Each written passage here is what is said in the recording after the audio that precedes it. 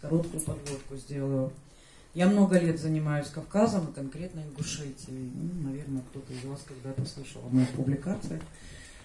И имею возможность одинаково получать информацию как со стороны одной противоборствующей стороны, так и с другой, разумеется, то есть с провластной стороны. Вот. Позвольте задать, пользуясь случаем, вам следующие вопросы. Во-первых, по поводу голосования. Извините, что снова возвращаюсь к этому вопросу, но у меня, во всяком случае, четкого понимания все равно так и не сложилось. Исходя из ваших слов, господин Ахильгов, вы сказали, что 17 человек проголосовали против этого закона. Да. Однозначно. Да, 17 человек. При этом в качестве доказательства, я вот прям записала за вами цитату, вы сказали, я это знаю, и они это знают. Конечно. А есть у вас какие-то другие доказательства? Я вам сейчас просто объясню, почему я интересуюсь. Если бы позиция парламента была, на мой взгляд, на тот момент более внятная, более артикулируемая, то вот всех последствий, которые последовали за вот таким непонятным и мутным поведением, простите, парламента, во всяком случае в той его части, которая нам была представлена, могло не быть. Это первый вопрос. Если кто-то пожелает ответить, я буду признательна. Я одну минутку отниму у вас для того, чтобы пояснить вот подход к этому ответу. Когда... Просьба задавать вопросы, а не давать личную пресс-конференцию.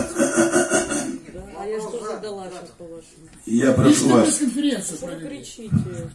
Хотите пообщаться? Я прошу вас, простите, если что-то не так. Но мы все исправим. Ну что за истерика вообще?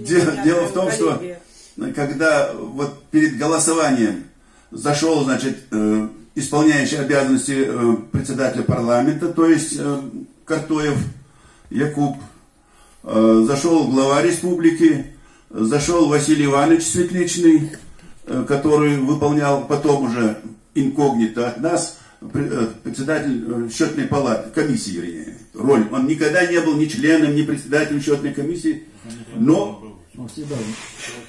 Членом виноват, тогда я не знал. Но председателем он не был. Тут он стал председателем комиссии.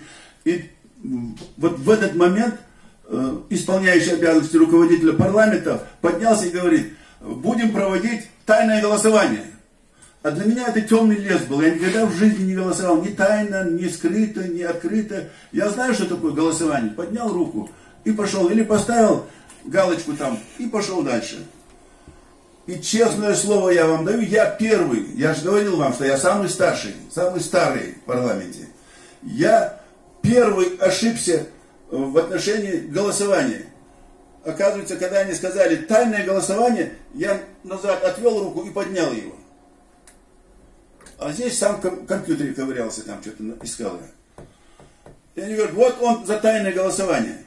Я говорю, я не знаю, кто из вас за что голосует, но я голосую против этого постановления. А там, я говорю, ищите, кто за что голосовал. Вот такую ситуацию создали. Понимаете, нет, чтобы потом переголосовать, сказать, вот тут ошиблись, тут неправильно поняли и так далее. Нет, этого ничего не было. И пошло вот таким образом. Смотрите, чтобы поставить точку в этом вопросе, уважаемые, вот чтобы поставить точку в этом вопросе по этим процедуре голосования, мы уже несколько раз об этом говорили и возвращаемся. Я согласен, что если бы парламент в всем своем составе имел бы внятную позицию, четкую позицию, конечно, вот этого всего бы не было. Как раз в том-то и дело, что определенная группа депутатов, которая зависит и напрямую, значит, зависит от руководства республики, от руководства парламента. Я их тогда называл оппозиционными депутатами, депутаты оппозиционные к народу. Они создавали определенную погоду и при принятии этого решения. И еще, вот я говорил уже об этом, но повторюсь, когда в этом зале присутствовала, значит, и глава республики, и руководитель правительства, и представители прокуратуры, ну и всех других силовых структур, на людей оказывалось определенное психологическое давление. И поэтому вот большинство, почему депутаты проголосовали за тайное голосование? Они проголосовали за тайное, потому что они могли выразить свое... Они действительно в большинстве своем были против этого решения. И они выразили это тайным голосованием. Где-то я не боюсь сказать, что они боялись это сделать в открытую.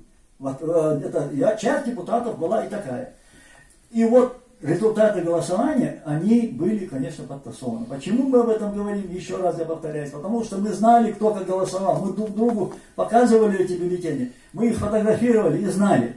И поэтому, после того, как огласили результат, там же, почему вот такая обстановка была напряженная? Ведь счетная комиссия даже не утвердила свой протокол. Протокол счетной комиссии не был утвержден. Потом голосование, в бюллетене, нет, протокол, потом написали.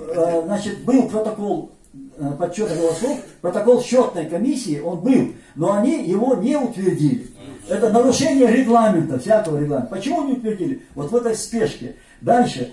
Все вопросы принялись, 3 чтения в одном бюллетене было написано, согласны ли вы провести 3 чтения, в 3 чтениях принять закон о то-то, то-то, то-то. Понимаете? Одним протоколом.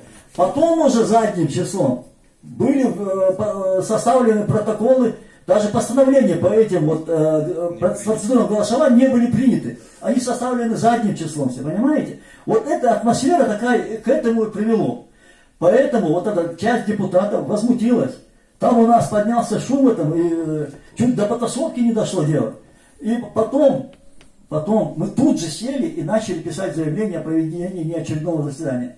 А доказательством того, что голосовал или не голосовало большинство, вот только 15 человек, которые подписались в первый же день, не отходя от кассы, подписались, что они голосовали против.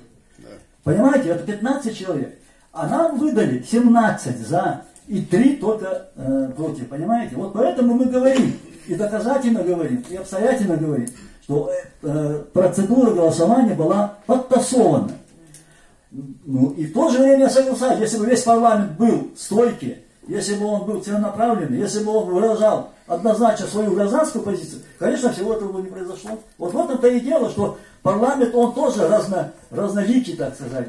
Он не весь однозначен. Мы в течение 3-4 раза не смогли собрать кворум. Я же говорил, что многих депутатов отправили за границу, отправили за пределы республики. До сих пор не вот, можете. и до сих пор мы, ну 29-го у нас, наверное, будет. Вот мы сейчас усиленно работаем тем, чтобы, значит, этот закон все усилия, чтобы не было. Уже тайно будете или явно?